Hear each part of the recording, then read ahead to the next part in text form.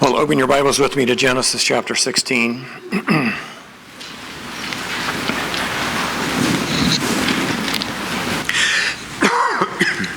We continue in our exploration of the Patriarchs, still in the middle of our understanding of Abram, his call, the promises that God has made to him. His name is not yet changed, so that's why I'm still calling him Abram, and Sarai is not yet Sarah. That will be coming very soon. But as we continue in chapter 16, remembering what we looked at last week, this chapter is very significant, and it has long-term implications for Abram, for Sarai, and for the nation of Israel. And last time we looked at the fact that Abram had been in Canaan. He'd been there for around 10 years now.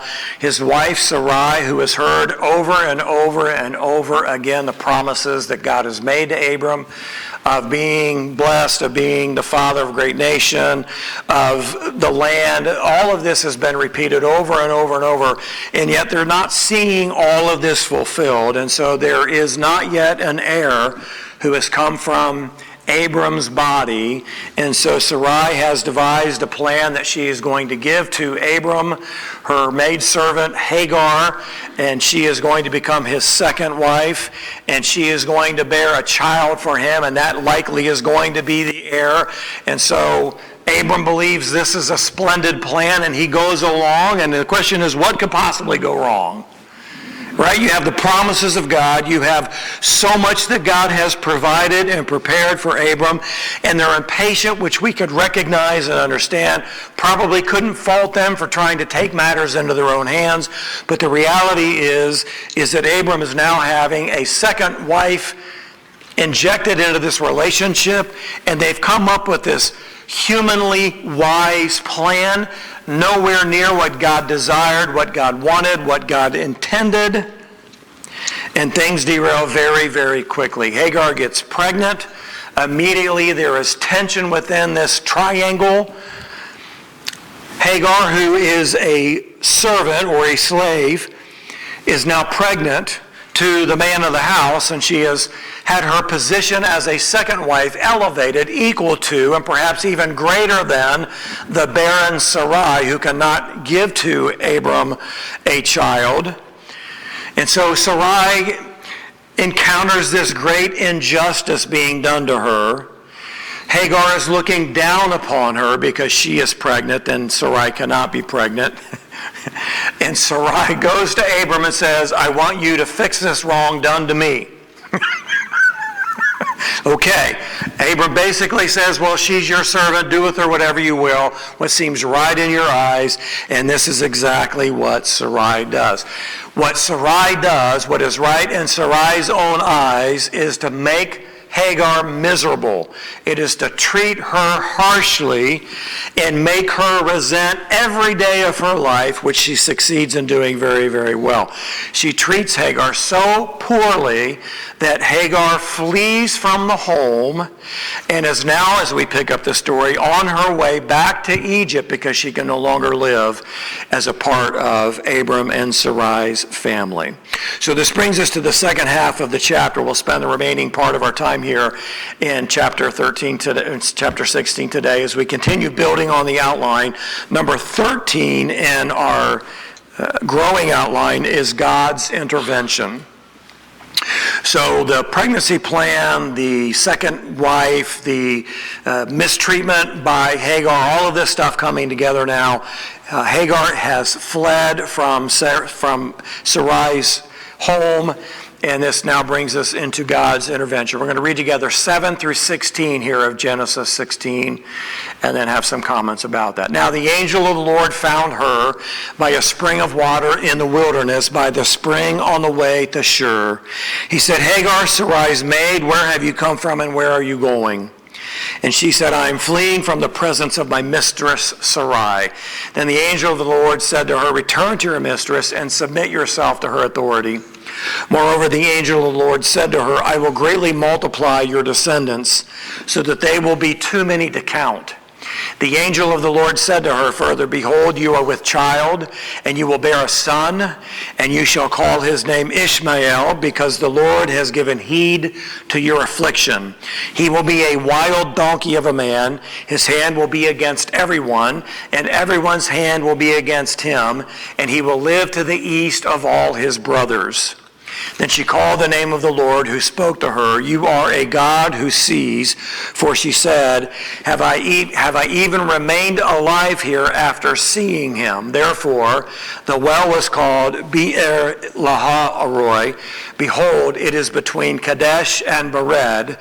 So Hagar bore Abram a son, and Abram called the name of a son whom Hagar bore Ishmael.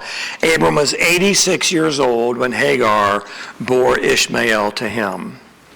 So God's intervention is in light of the reality that Hagar's life is so miserable that she has now fled from Abram and Sarai. And what we learned in verse 6 is reinforced here. So Shur is a desert area in the Negev in the northwest of the Sinai region, very near to the border of Egypt, and Hagar was going home. Now, years ago, when Abram took his entourage into Egypt to find food, to be spared from the severe famine, after all of that went awry, Pharaoh sent Abram and Sarai away, and Hagar was very likely one of the servants that was sent with them. And so Hagar is now going back home. She's going to where she came from. She has nowhere else to go. We cannot imagine what it would be like for a woman in this culture, in this time, to leave the protection of the home she was in and to go through the wilderness back to a country whose Pharaoh was willing to give her away as a consolation prize, if you will, to this person who has brought harm into his country. She had no rights. She had no protection. She had no place to go. She's pregnant. She's alone. She is distraught. And she pursues the only option in her mind, and that is going home. It would almost be like taking your 5-year-old and him saying, I want out, I'm leaving, and you say, okay, and you live in the middle of the country. He's got nowhere to go. He's got no way to get there. You have no idea what's going to befall your child. And this is, in a sense, what is happening to Hagar. Alone, without any options. She's just doing what she thinks is the only thing she can do. And she goes home thinking that she is alone. Well, as we continue, letter B, in the midst of this despair, an angel appears. Verse 7. Now the angel of the Lord found her by a spring of water in the wilderness by the spring on the way to Shur. So this is the first reference in all of the Bible to the angel of the Lord. And in the Hebrew, it is Malach Yahweh. Malach means messenger. So this is a messenger of Yahweh. Now it isn't quite that simple. This name, this phrase, Malach Yahweh, occurs 48 times in the Old Testament. It occurs 6 times in the book of Genesis, 4 times here in chapter 16, and then it'll appear in chapter 22 2 times related to the sacrifice of Isaac. So in some texts, the angel seems to be the same as God, and in other, there appears to be a distinction between the angel and the divine God. So in some appearances, there's the sense that it is a theophany, a manifestation of God. In others, there is a sense that this is God's representative, an angel who is going to speak on God's authority as God has given instruction to do so.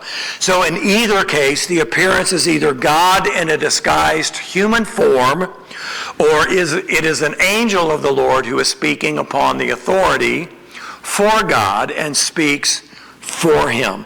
So this particular appearance has the sense that God is here and is disguised in a human form. Now there's a difference of opinion by commentators and authors. Some believe that it is an angel, others believe that it is a theophany.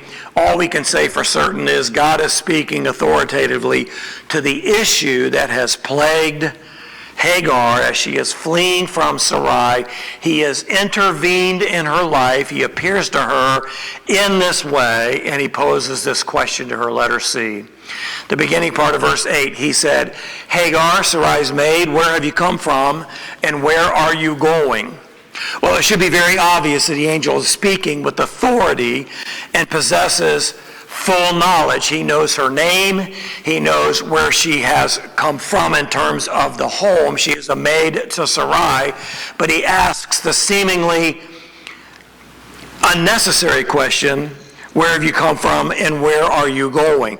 So he knows her name, knows the name of the one that she serves, and this emphasizes, and this is lost on us in the English, but this emphasizes her lowly status as a servant in Sarai's home, and it reinforces the fact that her prospects in fleeing to Egypt are pretty dim.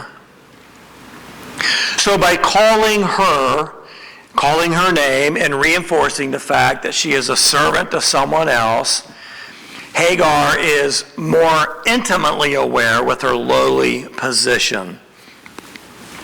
The question here for Hagar in this instant is, what is going to happen to me if I make it back to Egypt, where I was only a servant, where the Pharaoh very easily gave me away to someone else? What kind of a life would I even return to, assuming that I can even get back to Egypt? So this is part of the instant recognition that is going to be Hagar's as this appearance comes out of nowhere and questions her with, where are you going and where have you come from? Now the angel knows very well who she is and where she's come from, why she is fleeing and where she is trying to go. But he doesn't give her a lot of time to ponder the question. He doesn't engage in any kind of a dialogue with her. What he wants to do is reinforce the reality that she has no place to go. And here, God is going to intervene in her life in a very radical way. So verse 8 then, she responds to this and says, I am fleeing from the presence of my mistress Sarai. She doesn't attempt to hide who she is. She doesn't try to downplay the reality of her status. She tells the angel very honestly that she is fleeing. There aren't a lot of details given, but the angel very, very quickly gives to her the instruction that I am most certain she does not want to hear. So the instruction here is in verse 9. The angel of the Lord said to her, return to your mistress and submit yourself to her authority. Literally it says, return and submit under her hand. Now you could almost see her shoulders slump as she thinks back to her life with Sarai and what the angel is telling her to do. The last thing she wants to do is to go back where she came from and to submit herself to this ruthless, oppressive rule that would come to her under the hand of Sarai. But this is exactly what the angel instructs her to do. Now, as we think about this, we think about the difficult circumstances that we can often find ourselves in. We can say, I feel afflicted, I feel oppressed, I don't feel like this is right, this is not just, I didn't do anything to deserve this. And we can cry out for God to intervene, and God does intervene. He doesn't do it as quickly as we would like for him to, but God does intervene, and sometimes God tells us to do the very thing that we just don't want to do, and it really is the response to go back and get some more of what you're trying to escape from. Think about this. Sarai is a slave. She's a servant. She's being very poorly treated. It's very harsh. And the angel says, oh, I feel really bad for you. Go back and submit. Is that what you want to hear? Is that what you want to do? No, it isn't.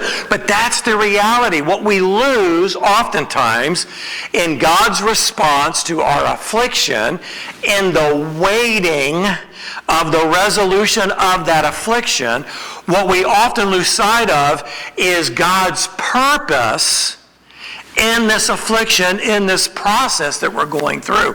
We want a quick and an easy out. We want God to rescue us. We want God to reverse the circumstance. And in this case, and I believe in many cases, God says that's not the way it's going to work. Go back and submit yourself to the person or to the place where you're being mistreated, because I have a greater plan and a greater purpose than you can even begin to imagine. God doesn't always give us what we want, and that's really a good thing. It's far better than we think it is. God always has a time frame, but it's never as quick as we would prefer it to be. But God has a purpose. So on the heels of this lowly status being reinforced, and the reality of the harshness of Hagar's life, and the angel telling her to go back and submit, he very quickly moves into letter E, the promise that God is giving to Hagar. Verse 10, moreover, the angel of the Lord said to her, I will greatly multiply your descendants so that they will be too many to count. The promise is very simply numerous descendants. Now, does that sound familiar? The promise of innumerable offspring elevates Hagar's lowly position and also ensures her future position. As hard as life has been, and as uncertain as life is going to be by going back and submitting to the wicked Sarai, God has made a promise here that you are going to have descendants that are too numerous to count. She's a lowly servant, but in reality, she is much, much more than that. I believe that there is a relevant application for us here in our own lives, because I would venture to say that most of us feel like we're pretty lowly in the scheme of this world that we live in. We're not stately. We don't have positions of prestige. We aren't super wealthy. We don't have people knocking on our door asking for our wisdom and our insight. When we recognize who we are outside of Christ, who are we? We are wrath-filled enemies, worthy of death, worms, if you will. We're entitled to nothing, and yet we're really much, much more than that. Why? Because God loves us, because God has a plan and a purpose for us that far exceeds anything that we can even imagine. Is that because of who we are? No, it's because of who God is, and it's because of what God desires to do so that He can be glorified. Now, I could go back and I could make a rabbit hole trip here and tell you about my life, tell you about my history, tell you about my upbringing, and I could promise you this: if you looked at me as a 15-year-old, you would have never guessed with a million tries that I would be a pastor today. You would never have guessed it. I was a heathen of heathens. I knew nothing about God. I knew nothing about the Bible. I didn't want to know anything about God. I lived a life of a hellion, and yet God miraculously saved me because He desired to do something more for me, for Himself through me, than I could ever imagine in my lowly state outside of Christ. We all share that in common. Hagar is no different. She is the low of low. She's a slave. She's a woman. She's in a very oppressive culture. She's being mistreated by the people who are responsible for her. The last thing she wants to do is to go back and get some more of that, but this is exactly what God wants her to do, because He has a plan for her that is greater than she can even begin to imagine. Numerous descendants, more than you can even imagine. So in chapter 17, Abraham, when his name is changed, is praying about this still unborn heir who is going to be the recipient of the covenant promise that God made to Abram. And by the way, Ishmael is not the one of the promised covenant with Abram. He's outside of the covenant. And so as a part of God's response to the prayer that Abram is praying, he says this in Genesis 17:20. As for Ishmael, Abram is praying about Ishmael, I have heard you. Behold, I will bless him and will make him fruitful and will multiply him exceedingly. He shall become the father of 12 princes, and I will make him a great nation. Now that has a lot of questions that are laced into this because of what we're going to learn about Ishmael. But the reality is this. God is telling Hagar to go back because I have a great plan for you. And God confirms that plan in a response to Abraham's prayer by telling him what is going to come out of Ishmael's life. Hagar was far more than just a lowly servant. She was the matriarch of a future nation that would be great. Now, it wouldn't be great in terms of the covenant promise that God has made, but it would be great in terms of its size and of its influence. So God made the promises of numerous descendants to Abram. He eventually makes the same promise to Isaac in chapter 26 and to Jacob in chapter 28. And here God makes this promise to Hagar. She is the first woman to receive promises from God. That is not incidental. That is not coincidental. It is a part of God's plan and the reality that Hagar plays a role that is far superior to the lowly status of a slave that she is and currently living out. Here we are, some 4,000 years later, still talking about Hagar. Who's going to be talking about you and me in 4,000 years? Probably nobody, unless something really unforeseen happens before our physical lives end. But here we are, still talking about Hagar and this encounter with the angel of the Lord as it relates to the pregnancy and the son that she's going to give birth to. So very quickly, moving from the promise, the angel goes into the prophecy.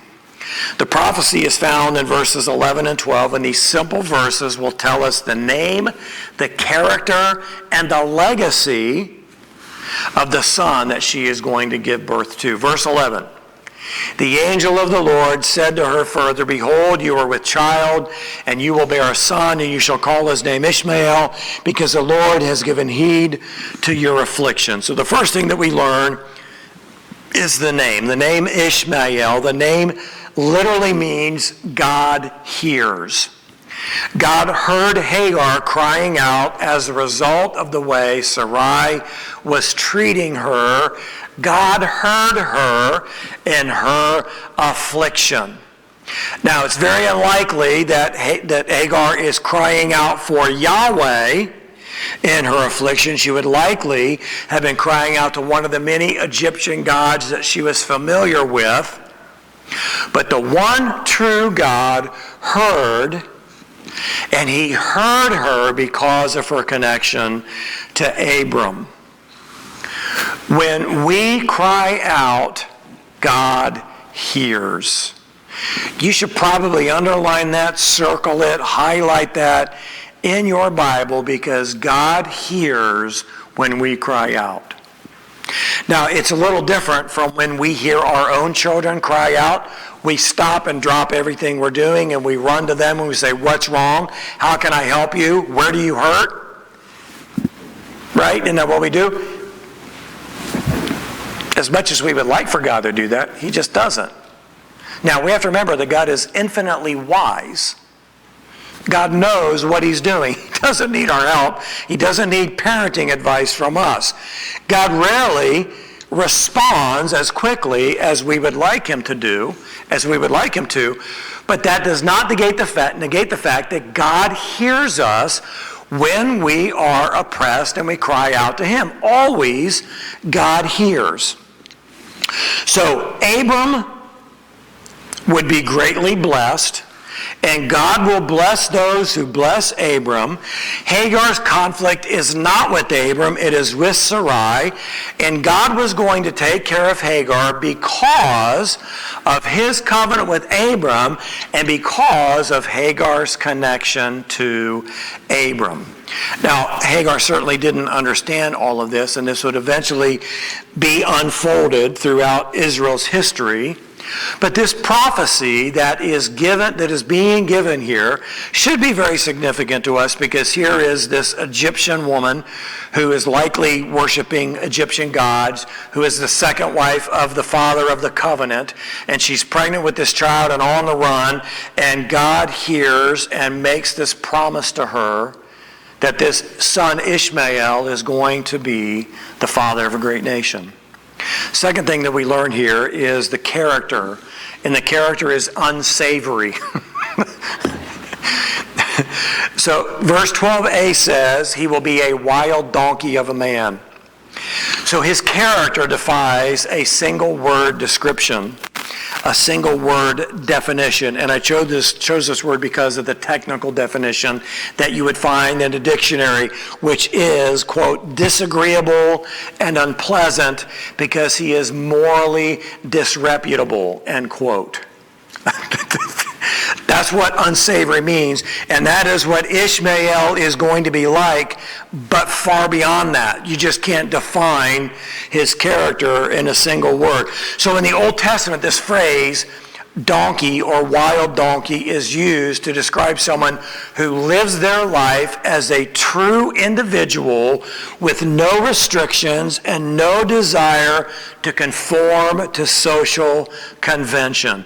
He is a wild individual, wildly individualistic, and does not want to be boxed in any way, shape, or form.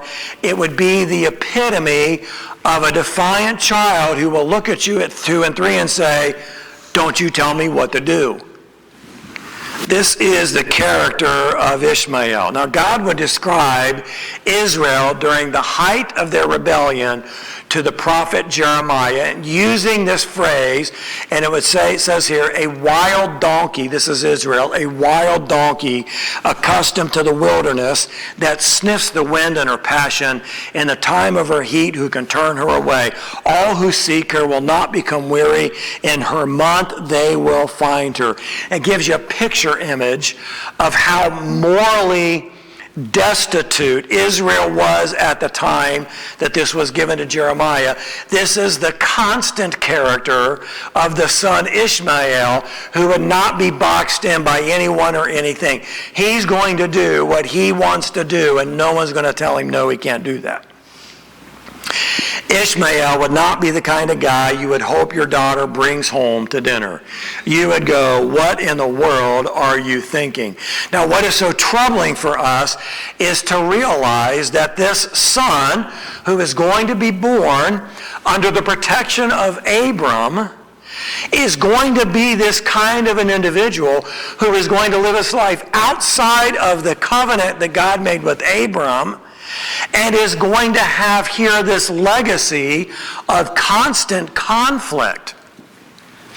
The latter part of verse 12 says, his hand will be against everyone, and everyone's hand will be against him.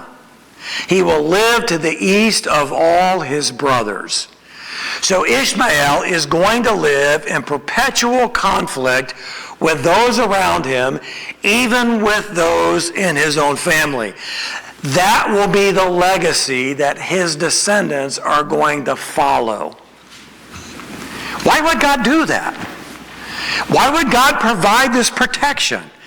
Because God is faithful to the promise he made to Abram, that he would bless those who bless Abram, he would curse those who curse Abram. And God is not going to deviate from his character just because Abram has sinned. Now, we'll talk about that here in just a second. So throughout all of the Old Testament, the Ishmaelites will be a constant source of conflict for the future nation of Israel. They were known to be slave traders. They were in some way connected to the Midianites, but not all Midianites were Ishmaelites and vice versa, but that seems to be some kind of a shared ancestry that they had together there. What we do learn very quickly in the book of Genesis is that much, much later, Joseph is going to be sold into slavery, and it will be the Ishmaelites who buy him for 20 shekels of silver. Well, this hostility that is found within the Ishmaelites towards everyone does not go unchecked. So during the reign of David, they joined a coalition of nations who would join themselves together against God and against Israel. And we read from Psalm 83, "For they, this coalition of nations, have conspired together with one mind against you. They make a covenant, the tents of Edom and the Ishmaelites, Moab and the Hagarites." And then it goes on to list many, many other nations who are part of this coalition. So the Ishmaelites are always going to have their fists raised to everybody, and everybody will have their fists raised against the Ishmaelites, and this will very significantly impact Israel's future as they have to contend with the Ishmaelites. Now, in modern times, Ishmael is considered the father of the Arab people, most all of whom consider Israel their enemy. Arabs have their fists raised to the nation of Israel, and Israel has their fist raised to the Arab people. Ishmael is recognized by Muslims as the ancestor of several northern prominent Arab tribes and the forefather of Adnan, who is believed to be the ancestor of Muhammad. Muslims also believe that Muhammad was the descendant of Ishmael who would establish a great nation. So Ishmael's hostility towards God, man, and the people in general was not limited to just the Old Testament. It is still being experienced today. The enduring conflict in the Middle East is heavily influenced by the ancestral legacy of Ishmael, who will be in conflict with everyone, and everyone will be in conflict with him. Ishmael will continue in the line of Cain as a violent and wildly belligerent man. Cain killed his brother Abel. Through his descendants, we saw how that violence raised. Here, Ishmael is picking up that line of wild violence that will be lived out, not only through his life, but throughout his ancestry as well. You will also note at the very tail end of this that Ishmael will live to the east of his brothers. And most times in the book of Genesis, when something goes to the east, it means they are going away from God. And this is exactly what Ishmael is doing. He is symbolically moving away from God, and he is physically and literally moving away from his family because of his nature of being wildly violent and in conflict with everyone. So we finish here in verse 13 with Hagar's response to this incredible promise and prophecy at the hand of the angel. Then she called the name of the Lord who spoke to her. "You are a God who sees." For she said, "Have I even remained alive here after seeing him?" So Hagar gives to God a name, El Roi, the God who sees, or the God who sees me. She is the only person in the Old Testament who confers a name upon God. She recognizes that God is omniscient. He sees everything. And she also marvels in knowing that God has seen her. And in her understanding, whether this is accurate or not, she has seen God, and yet she still lives. So this lowly servant who is oppressed and desperate and without hope has seen God in her own estimation, and God has seen her in her affliction, and he is moved to action. He has made this promise. He has given this prophecy, and what ought to be abundantly clear to us in this narrative is very simply this. God's grace is at work all the time in ways we can't imagine, and towards people that we would not think are worthy of his grace. Well, pause right there, and that's not our decision to make.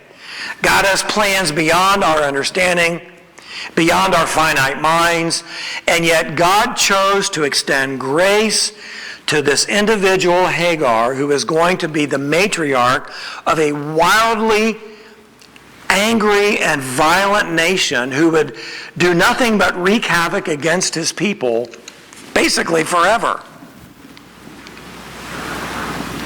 So God intervenes, this God of grace. He allows Hagar to understand who he is. She gives to him this name, that he is the God who sees, and she believes she has seen God.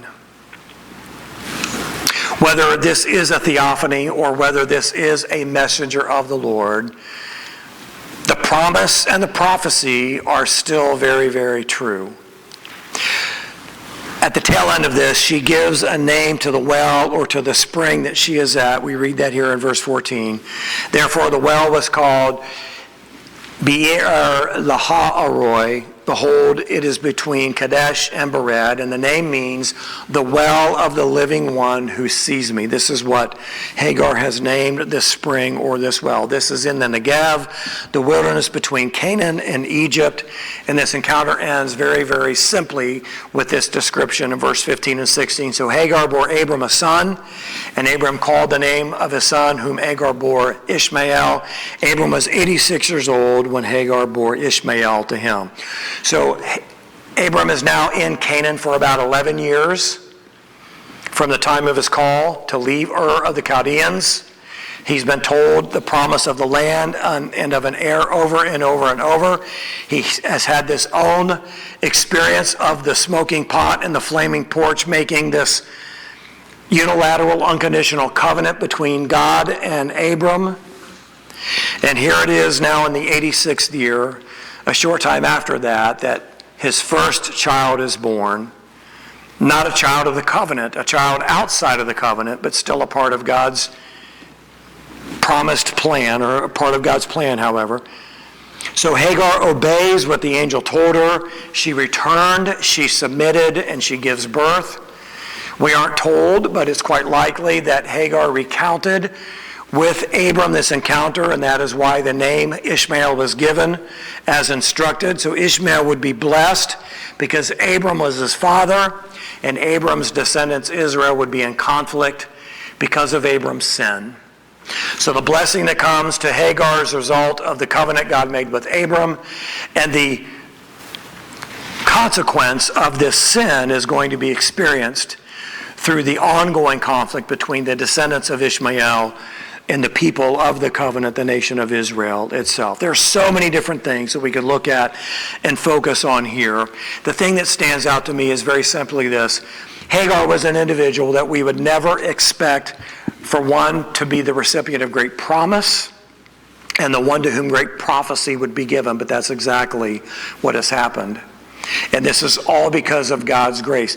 Now, what is true for you and I today is we are not fully aware of the promise that God has made about us, to us, in light of our service to Him. And we have no idea what prophetic words are in the heart of God as it relates to the lives that we will live and the legacy that we're going to leave behind. Now, we have an impact on that legacy, don't we? What would have happened if Hagar said, I'm not going back, I'm not submitting, I'm going to do my own thing? We don't know, we can only speculate. What happens when we say to God, no, I'm not going to submit, I'm not going to obey? We don't know, but we can only speculate. I can promise you this, obeying and submitting to God brings great blessing to our lives. Rebelling and running from God is going to bring very difficult consequence to our lives, and we get to make that choice. God is a God of grace. What is it that He desires to do in our lives today? Would you pray with me, please?